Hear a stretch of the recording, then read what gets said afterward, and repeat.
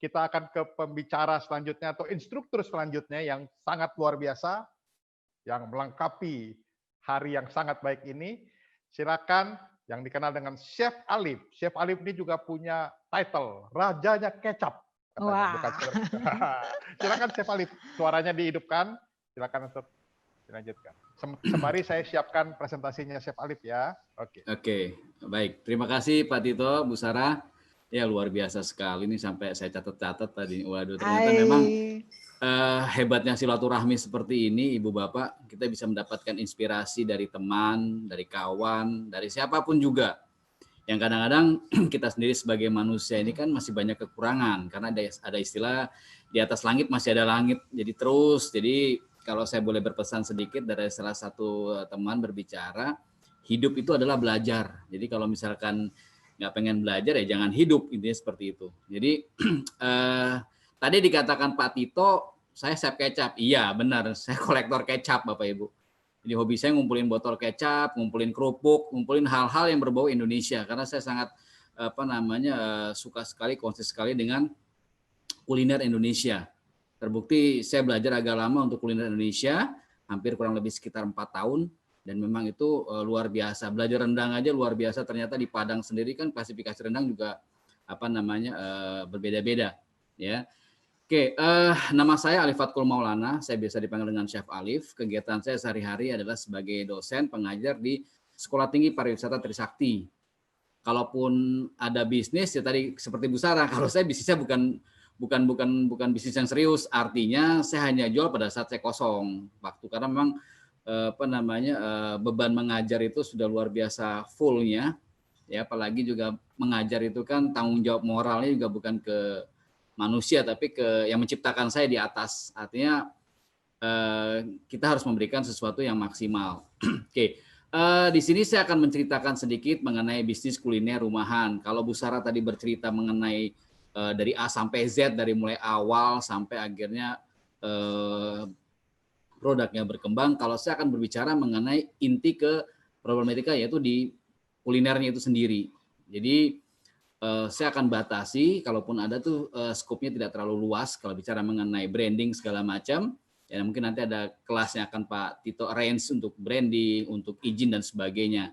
Tapi di sini kita akan bicara mengenai bisnis kuliner yang kita manfaatkan semua yang ada di rumah. Makanya kalau anak saya bilang ya bikin seafood ya. Seafood itu artinya sisa-sisa food Bapak Ibu. Jadi kalau di kulkas saya buka ada makanan ya saya olah. Begitu ditanya resepnya gimana ya? Udah lupa. Resep yang tadi udah lupa. Itu biasa tuh. Kalau malam lapar buka kulkas, kemudian bikin seafood, bikin nasi goreng. Begitu ditanya resepnya besoknya udah lupa. Nah makanya tadi saya akan ceritakan sedikit. Tadi Bu Sarah bicara mengenai SOP-nya. Saya akan ceritakan sedikit bagaimana sih seharusnya trik-trik pada saat kita akan bikin produk, terus kemudian trial produk, terus kemudian presentasi dan seterusnya. Oke, silakan Pak Tito. Ya, nah ini background saya, ya, pendidikan saya kebetulan semuanya gratis, bukannya gratis lah, ada yang bayarin, ya. Saya ini concern di kuliner, Bapak Ibu, dari mulai SMA-nya sampai S2-nya jalurnya masih tracknya lurus saja nggak belok-belok, ya.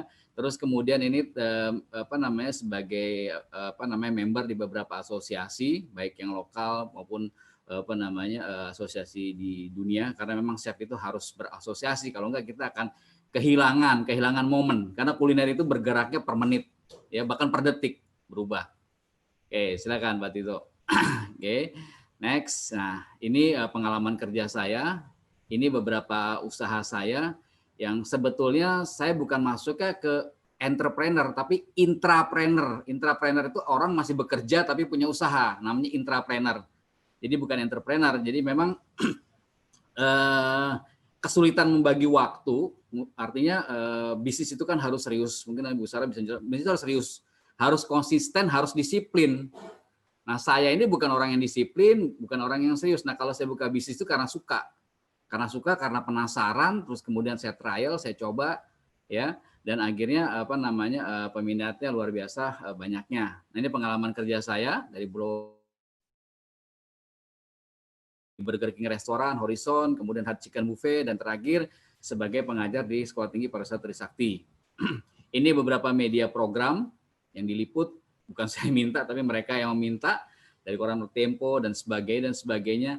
Ini sebagian besar banyaknya itu di kecap, Bapak Ibu. Saya juga nggak ngerti. Saya kalau ngelihat kecap botolnya itu seksi banget, Bapak Ibu. Jadi kalau ngelihat kecap tuh harus saya beli, harus saya coba.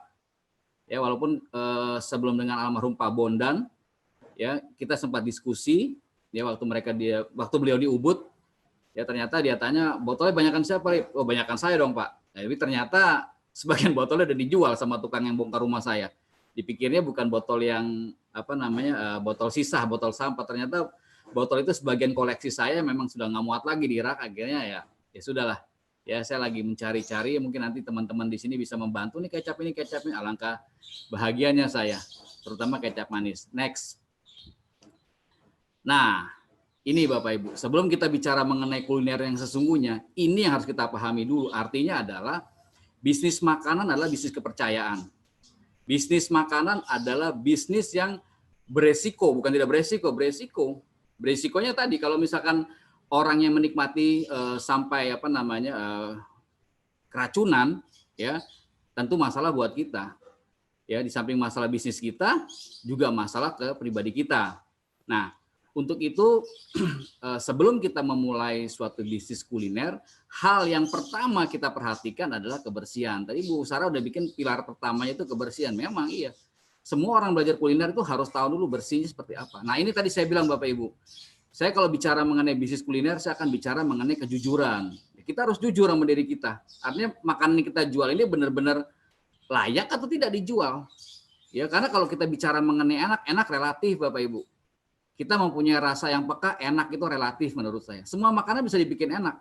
Sekarang itu nggak kurang-kurang di supermarket kita bisa jumpai beberapa bumbu penyedap, beberapa trik yang dilakukan bisa, ya. Atau kadang-kadang juga kita testimoni ke teman-teman kita, kadang-kadang ada perasaan yang nggak enak, dia bilang makanan kita enak. Padahal kita bilang nih makanan itu kok nggak enak. Saya kadang-kadang pernah bikin makanan sengaja nggak saya bikin enak. Begitu dia bilang enak, oh enak makanannya nih. Padahal jelas-jelas itu nggak enak. Anak saya bilang itu nggak enak. Karena penilai saya yang paling saya percaya adalah anak-anak. Mereka akan jujur bicara enak nggak enak. Suka nggak suka gitu loh. Saya kalau bertanya sama teman sesama profesi dengan chef, lama jawabannya Bapak Ibu. Dia pasti akan pakai dalil-dalilnya, teori-teorinya. Padahal pertanyaan saya cuma singkat. Saya cuma pengen tahu enak apa enggak gitu aja. Nggak perlu pakai cerita-cerita tentang metodenya segala macam, bakal kepanjangan nanti.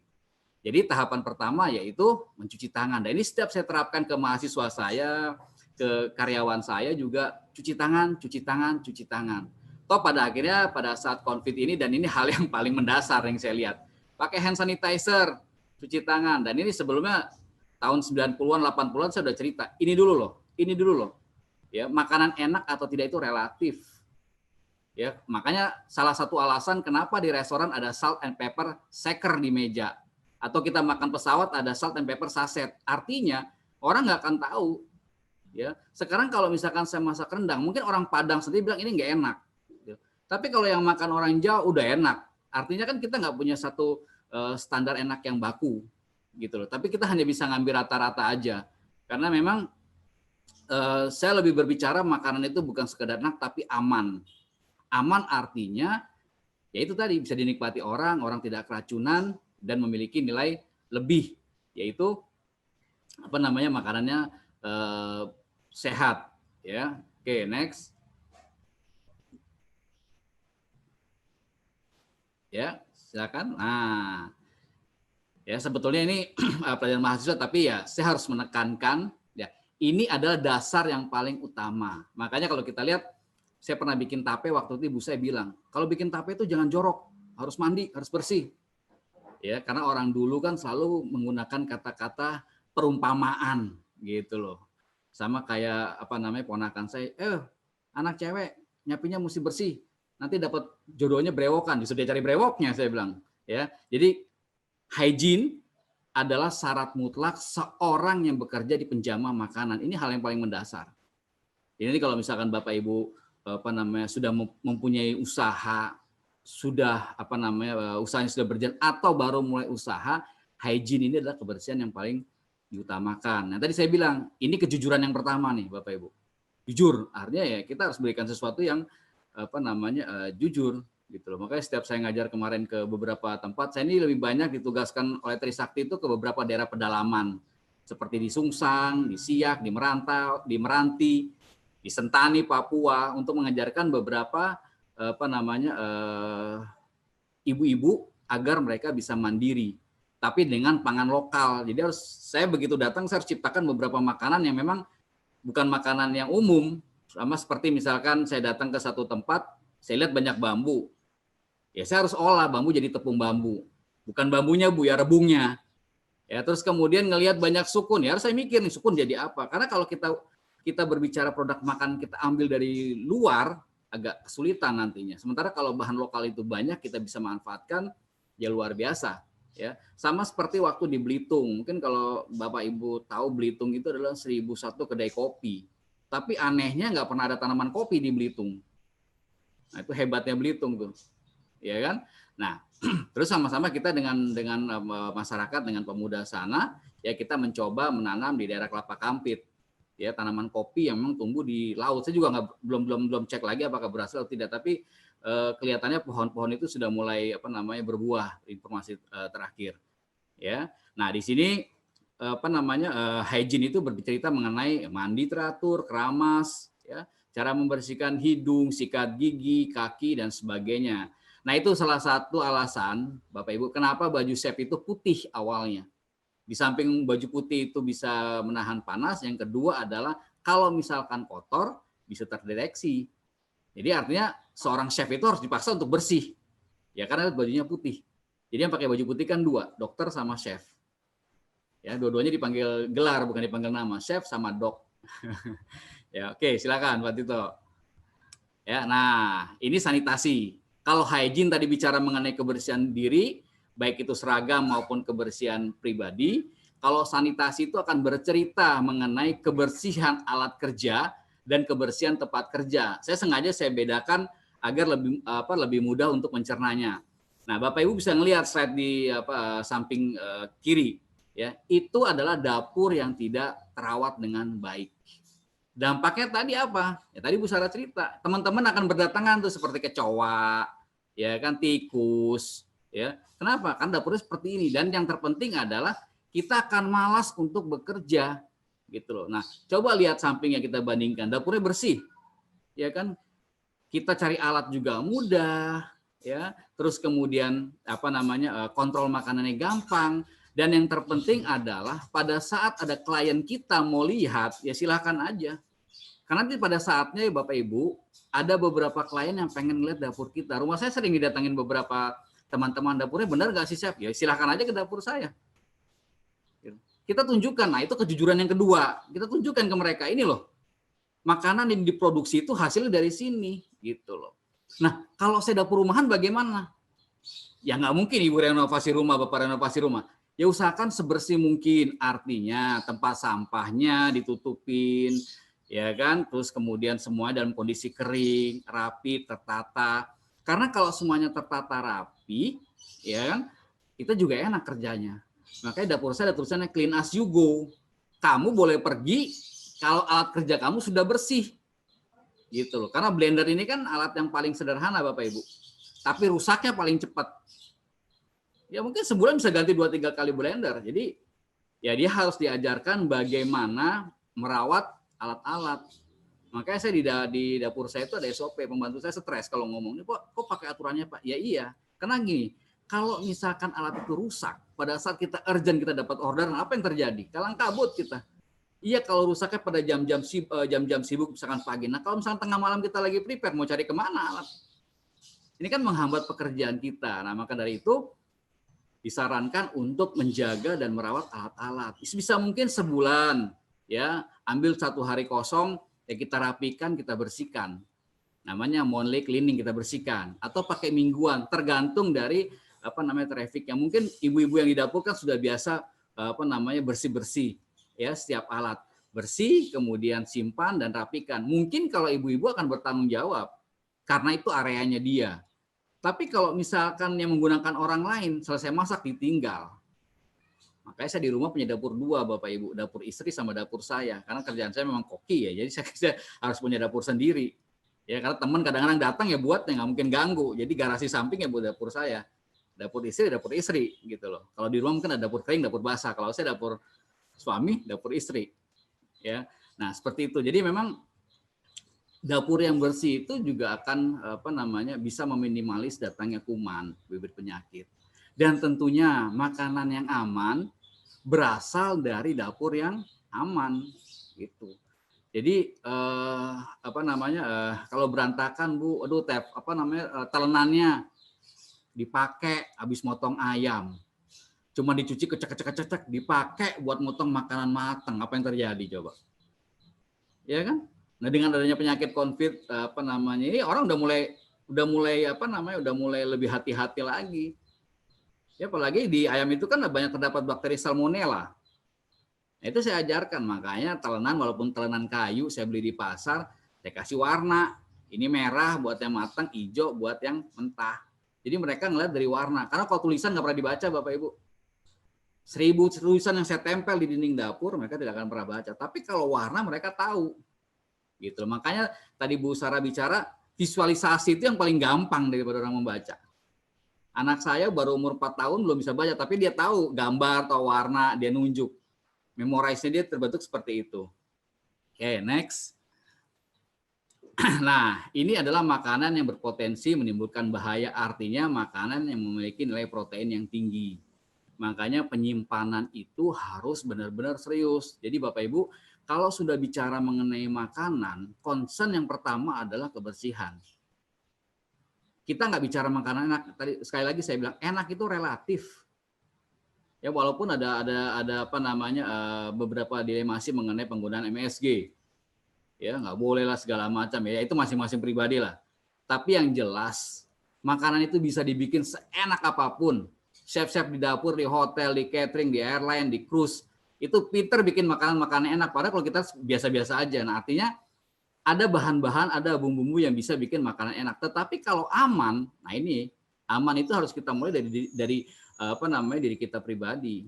Ya, jadi jujur yang pertama sudah, jujur yang kedua. Jadi makanan itu harus aman. Ya, jadi aman artinya apa? Ya tadi penanganannya, penyimpanannya, pengolahannya dan penyajiannya. Jadi urutannya seperti itu. Ya, pengambilan bahan yang jelas, pengolahan bahan yang benar, proses masaknya juga harus diperhatikan. Terus kemudian terakhir adalah proses penyajian. Nah itu nanti akan jadi SOP yang Bapak Ibu buat sendiri tadi Bu Sarah cerita. Jadi saya lebih bicara mengenai kok goreng tempe aja pakai SOP-nya. Ya iyalah. Kalau nggak pakai tempenya bagaimana saya bisa menghitung waktu kan? Jadi kita bisa baca semua Bapak Ibu nantinya. Nanti akan jadi buku Bu, Pak. Jadi nggak usah khawatir. Jadi nggak usah.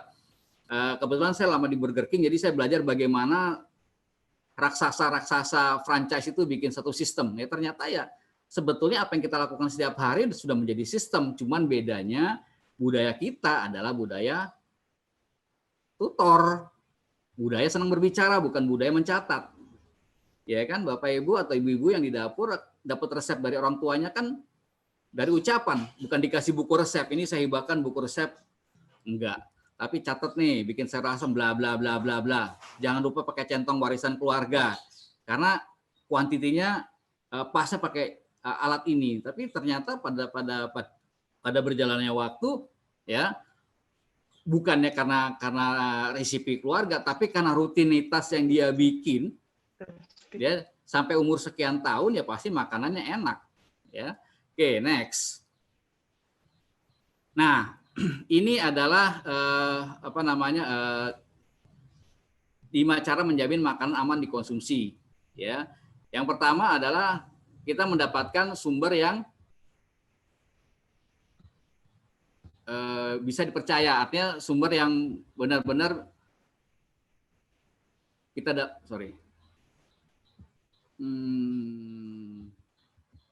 ya. Selalu menjaga kebersihan, tadi saya bilang yang pertama. Kemudian bahan baku dari sumber yang terpercaya. Artinya begini Bapak Ibu. Kita itu tahu belinya, tahu penjualnya, ya, tahu tempatnya. Jadi kalau misalkan Bapak Ibu sudah serius untuk membuat satu produk, tadi kita dengar Bu Sarah, pisang aja sampai riset, sampai survei ke beberapa jenis pisang. Ya, memang seperti itu. Bahan baku dari sumber yang terpercaya. Makanya kalau saya di pasar, saya nggak pernah repot belanja-belanja ke pasar. Saya cari penjual sayur yang bisa saya percaya. Kemudian saya tinggal telepon. Kalaupun saya datang ke pasar, saya tinggal ngambil, udah nggak nawar-nawar lagi. Dan enaknya tentunya bayarnya pakai Tempo. biasa Bu. Kalau misalkan dulu saya pernah punya kemarin sebelum COVID catering saya jalan semuanya, otomatis bayarnya pas dapat invoice tagihan dari rekanan. Tapi akhirnya ya karena percaya ya dan sama-sama kita saling menguntungkan, beberapa penjual itu memberikan produknya ke saya, dan tentunya produk itu yang mereka sudah seleksi dari awal. Kemudian masak dengan sempurna. Artinya ya temperaturnya harus benar-benar dilihat. Nah itu tadi makanya saya bilang, kalau misalkan sudah serius untuk membuat satu produk, makanya saya bilang, kalau kita bikin produk, nggak usah macam-macam, satu dulu aja deh. Misalkan fried chicken ya, coba cek, apakah kita pakai minyaknya shortening, karena beda, minyak shortening dengan minyak yang liquid, kualitasnya pasti akan beda. Kentucky Fried Chicken itu pakai minyak yang yang baku atau minyak padat, yang disebut dengan shortening.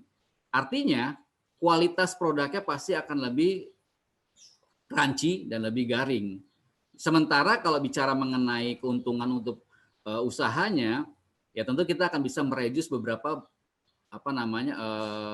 modal ya, karena harga minyak padat sama minyak liquid lebih murah minyak padat ya. Jadi masak dengan sempurna, artinya kalau misalkan ayam harus benar-benar matang. Ayam, udang itu harus dimasak matang. Kenapa? Karena tadi saya bilang ada bakteri salmonella. Ya, jadi pastikan masak dengan suhu yang sempurna. Kemudian simpan dengan suhu yang tepat. Jadi kalau misalkan makanan panas ya dengan suhu panas, makanan dingin dengan suhu dingin. Jadi nggak bisa selamanya disimpan dalam suhu room temperatur. Karena kalau kita bicara mengenai kita simpan dalam suhu room temperatur, yang terjadi, tadi saya bilang makanan kita tidak aman, bisa terkontaminasi. Kemudian sajikan suhu yang tepat, artinya begini, kalau kita bicara mengenai salad, ya sajikan dengan temperatur salad, gitu loh. Kalau misalnya harus salad dingin, ya sajikan dingin. Kalau makanan panas, harus sajikan panas, seperti itu. Karena kalau kita makan di tengah-tengahnya, itu pasti tidak akan enak. Jadi saya cerita sedikit dengan Bu Sarah, dengan Pak Tito. Yang lagi boom ini ayam bekakak yang saya buat. Ini bukan saya yang promosiin, tapi ibu-ibu di sekitar rumah saya mempromosiin. Akhirnya saya kelabakan sendiri nih. Setiap Sabtu Minggu nggak punya acara untuk jalan-jalan untuk mancing. Hobi saya mancing, jadi agak-agak sulit. Jadi jam 3 pagi harus bangun, sebakar, kemudian di-serve.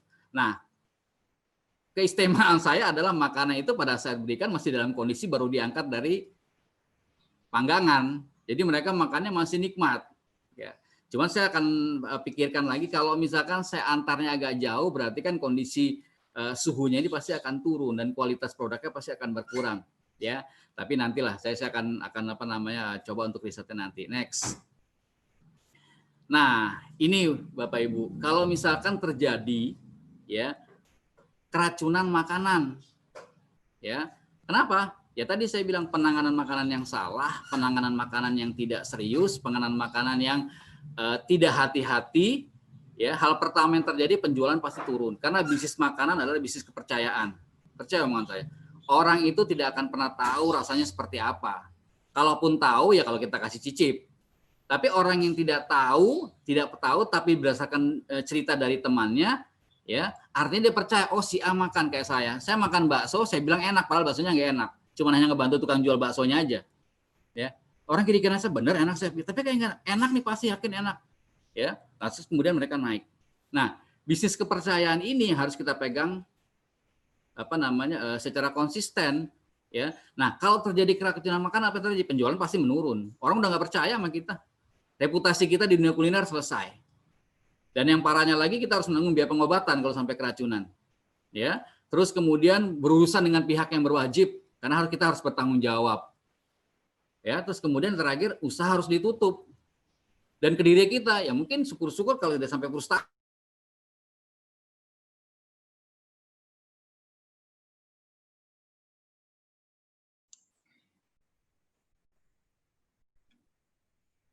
Chef, sepertinya ada gangguan nih, Chef ya. Sepertinya ada gangguan sinyal, Chef. Ya, jadi terganggu sampai dengan tadi biaya yang harus ditanggung akibat keracunan makanan. Saya coba hubungin dulu dengan Chef Alif. Takutnya tadi katanya memang sinyalnya kurang baik ya di sana katanya. Kalau chefnya mengetahui bahwa itu emang ada masalah, nggak apa-apa. Takutnya, tapi chefnya keluar kayaknya. Dia masuk lagi. Nah, lanjut Chef. Chef Alif suaranya di unmute, Chef. Iya. Oke, ya. Ya, silakan Jadi, lanjut, Pak. Oke, baik, terima kasih. Jadi bisnis makanan adalah bisnis kepercayaan. Ya. Pengalaman kerja waktu di airline catering, in-flight catering kalau saya bilang, ya. Itu kalau kita perhatikan Bapak Ibu, in-flight catering itu kan masaknya itu 2 hari sebelumnya atau sehari sebelumnya. Tapi hebatnya mereka adalah tidak ada yang banyak yang keracunan makanan. Kenapa? Karena produk makanan mereka tidak bicara mengenai rasa. Jadi begitu makanan matang, mereka langsung masukkan ke dalam blast freezer. Jadi makanan dibekukan. Jadi nggak ada lagi makanan di room temperatur. Setelah dibekukan, kemudian dimasukkan ke dalam foil. Jadi kalau Bapak Ibu makan di pesawat pakai foil itu mereka masukkan ke dalam tray setting. Nah setelah itu di packaging, kemudian ditunggu sampai flight itu akan datang. Jadi bukan makanan hari ini dibuat pesawatnya hari ini, bukan. Biasanya kemarinnya baru untuk makanan hari ini, kan nunggu pesawat itu mendarat, kemudian baru diisi makanannya, dan itu benar-benar dijaga. Makanya di in-flight catering itu yang paling ditakutin bukan eksekutif chefnya, tapi hygiene departemennya, itu yang akan bisa memberhentikan kita hari itu juga. Konsistennya sampai seperti itu. Artinya adalah mereka benar-benar konsisten untuk menjaga kualitas makanannya sehingga makanan itu aman untuk dimakan oleh konsumen. Karena perbedaan darat sama udara itu tekanannya pasti akan beda. Biasanya kalau di atas itu orang udah nggak berbicara enaknya makanan, ada yang stres, ada yang memang sudah mual untuk makan dan sebagainya. Makanya makanan itu diusahakan untuk dibikin rasanya yang standar, ya. Kemudian tidak lupa disajikan di situ salt and pepper sachet, ya. Oke, next. Nah ini penjelasan yang tadi. Nah kita masuk ke persiapan awal memasak, tuh chefnya ngamuk, ya, judes. Ya, yang pertama adalah tadi yang kalau kita cerita Bu Sarah adalah kita amati itu. Setelah mati kemudian kita tuangkan dalam satu resep. Artinya menjadi satu resep baku. Nah, tentunya resep baku ini trial and error-nya kan nggak sehari 2 kali, nggak sekali 2 kali. Ya kan? Sampai akhirnya menjadi satu resep makanan yang baku. Kuantitinya dihitung. Kuantitinya size perhitungan timbangannya juga harus diperhatikan. Jadi nggak bisa main feeling, karena kalau sudah masuk ke dalam era bisnis, kita nggak bisa pakai sejumput tangan. Tadi kita bilang, kalau kita ngelihat Bapak Ibu mungkin pernah lihat ada resep di televisi atau di buku, ya, yang mereka gunakan sendok teh, itu nggak akurasi menurut saya. Karena sendok teh dia sama sendok teh kita pasti beda. Apakah dia munjung, apakah dia peres, kita juga nggak ngerti. Ya, jadi usahakan semuanya dihitung menggunakan timbangan, sendok ukur, dan gelas ukur. Semuanya terukur. Kenapa? Karena dasar daripada resep ini, dasar perhitungan untuk biaya produksi. Bagaimana kita bisa menaikkan diskon, memberikan diskon, memberikan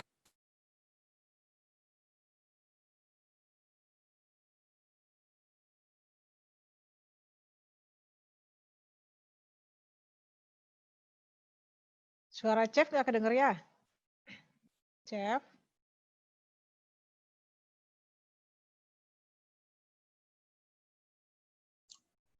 Chef Alif, Chef Alif, suaranya? maaf, suaranya hilang, Chef. Tiba-tiba, Chef.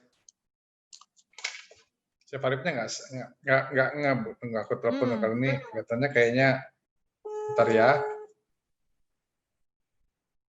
Chef Alif, suaranya nggak ada. Chef Alif.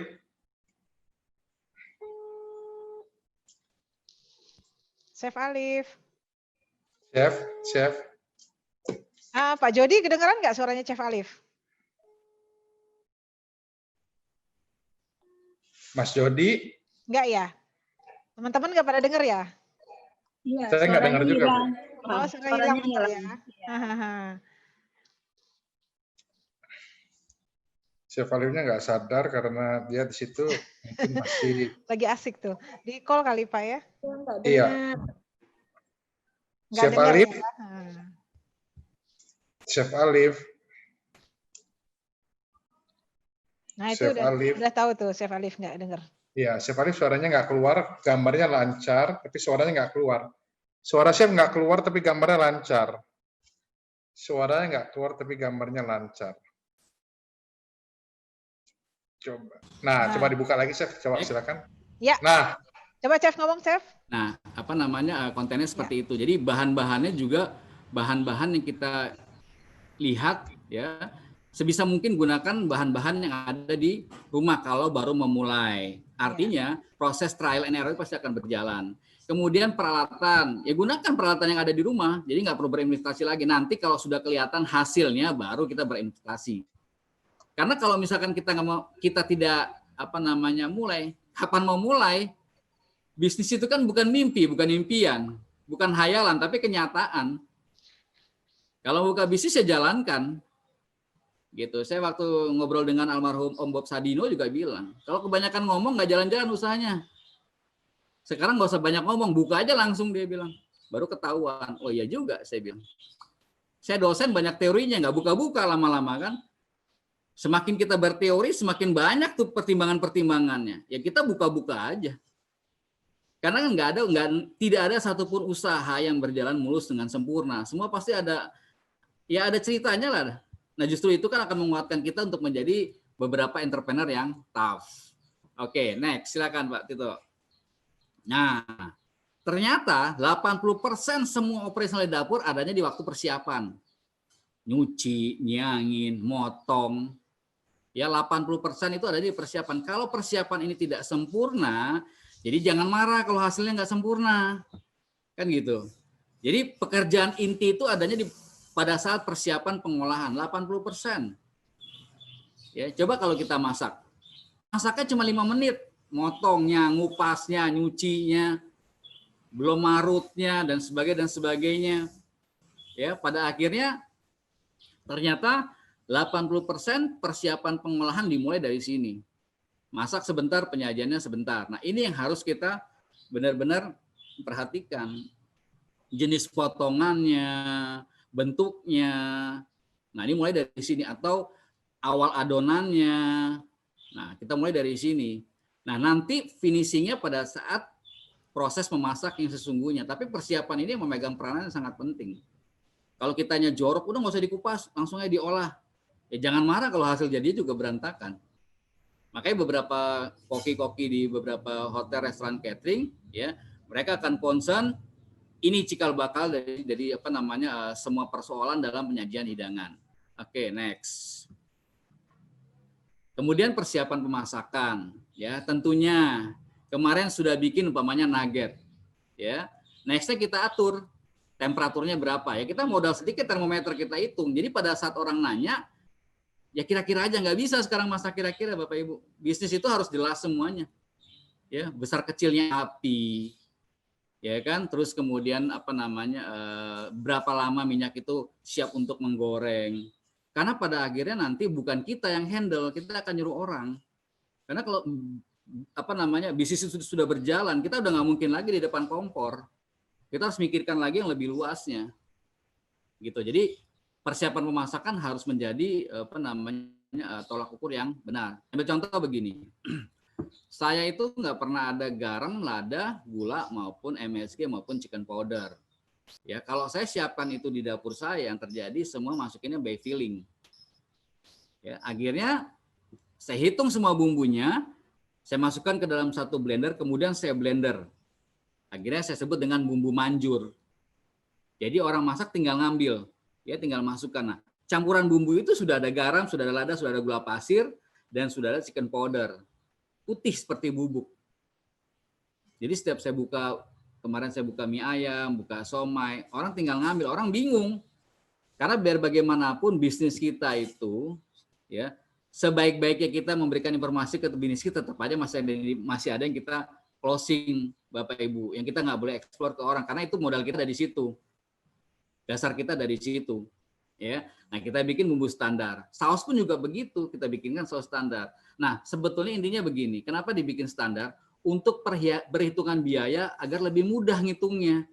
Kan kita nggak bisa pemakaian garam.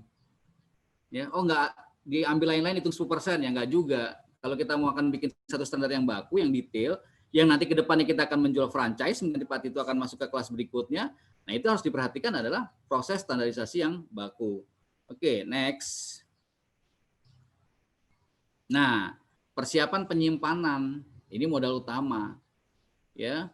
Jadi gini, ada beberapa persepsi. handling makanan harus menggunakan hand glove. Kalau saya lebih percaya diri, artinya kalau kita sesering mungkin mencuci tangan, tentunya bakteri tidak akan banyak menempel di tangan kita. Bukan berarti menggunakan hand glove itu aman. Hand glove yang tidak diganti pun juga jadi petaka. Ya, kita sering lihat di mall-mall, ada yang beli baru dia pakai hand glove. Yang beli pergi hand glove-nya dilepas, ditaruh lagi. Nanti ada yang beli dipakai lagi. Ya, jadi kalau misalkan kita sudah konsisten menggunakan hand glove, pasti akan ada biaya operasional yang agak sedikit besar untuk membeli hand glove.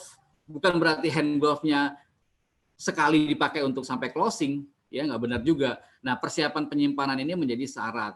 Ya mungkin nanti karena waktunya singkat, nanti kita akan bisa bahas, Pak Tito akan buka kelas bicara mengenai storage system. Kita akan bicara Bapak Ibu, FIFO-nya bagaimana, LILO-nya bagaimana dan seterusnya. Oke, next. Nah, ini persiapan penyajian. Ini yang saya jual kemarin, empek-empek. Ya, empek-empek ini makannya Pak Tito nih, wong Kito Galo nih, wong Palembang, ya. Jadi ternyata saya bikin pempek gelas yang seperti di packaging sebelah kiri.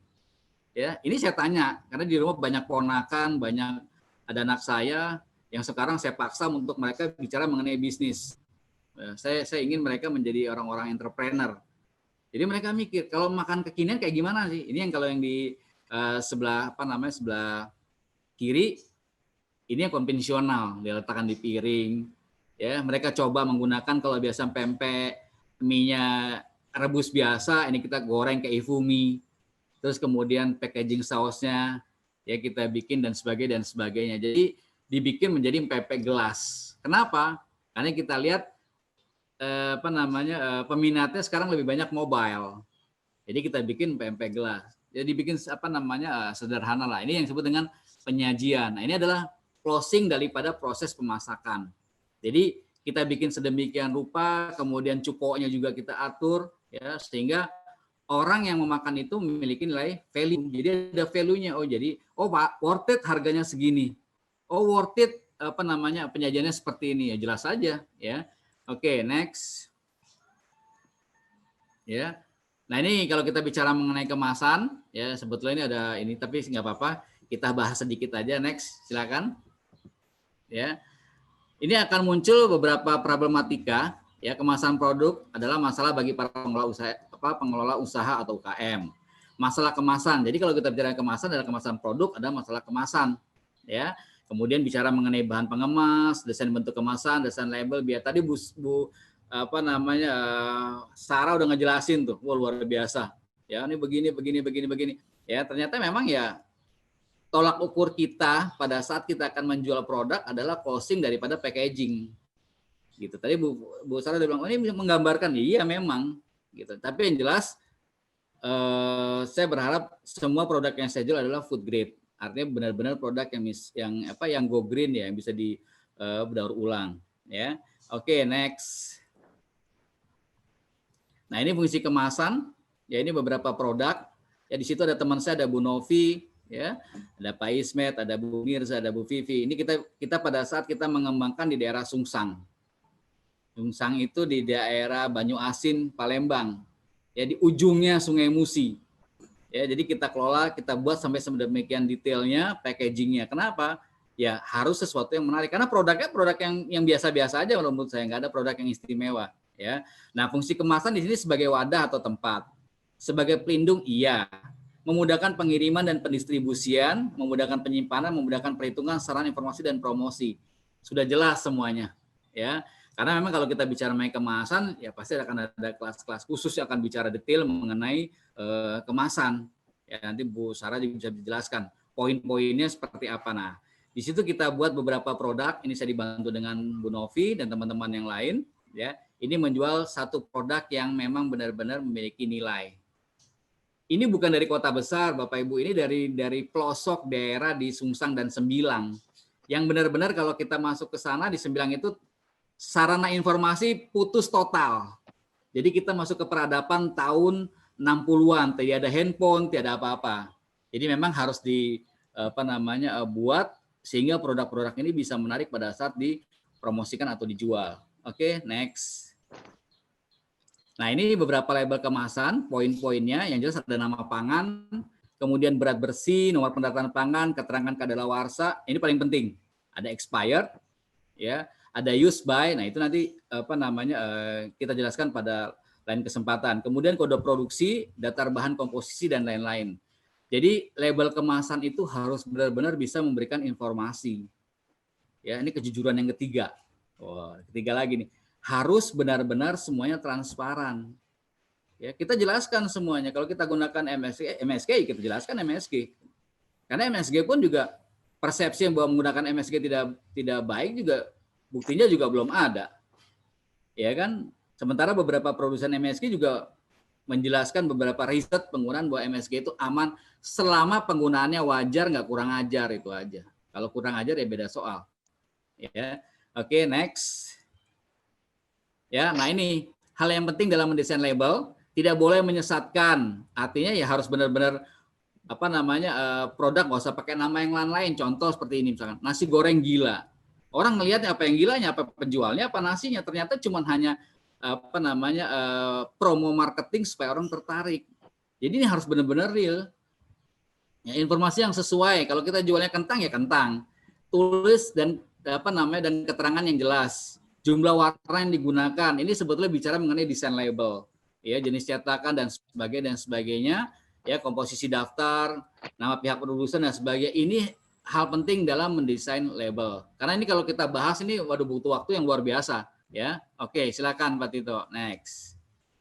Ya. Nah, ini konsep ATM. Tadi Bu Sarah bilang, "Aduh, saya ngelihat nih orang, ya amati dulu nih." Ya, itu keripik pisang kita lihat cuma dibungkus pakai plastik. Ya kan? Kemudian tiru, kita coba nih yang gaya Lampung nih kalau nggak salah, pisang kepok. Modifikasi, kita lihat yang bagian bawah. Ternyata sudah sedemikian detail, ya sedemikian detail para kreativitas kuliner, kalau yang saya bilang kreativitas kuliner itu mendesain sedemikian rupa sehingga produknya benar-benar bisa mewakili keinginan, bisa memberikan nilai lebih sehingga orang yang belinya pun walaupun sama-sama keripik pisang, value-nya beda. Ya kan? Nugget pisang.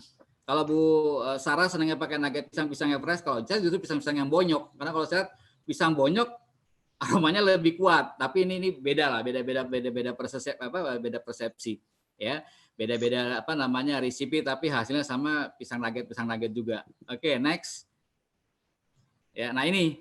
Jadi setelah kita ajarkan kalau yang offline, biasanya saya kan ibu-ibu sering bilang, jangan ngomong doang dong, Sep. Ya saya ajarkan mereka bagaimana mereka memasarkan. Kalau kita cuma bikin produk tapi nggak membantu memasarkan kan luar biasa. Ini ibu-ibu di daerah Siak, Bu, di Pekanbaru.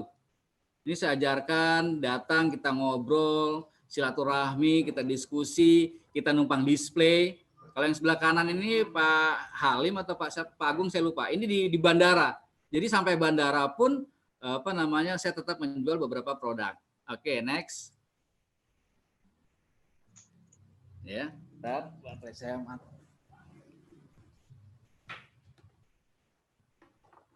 Ya. Oke. Saya rasa cukup sekian Pak Tito ya. Karena waktu juga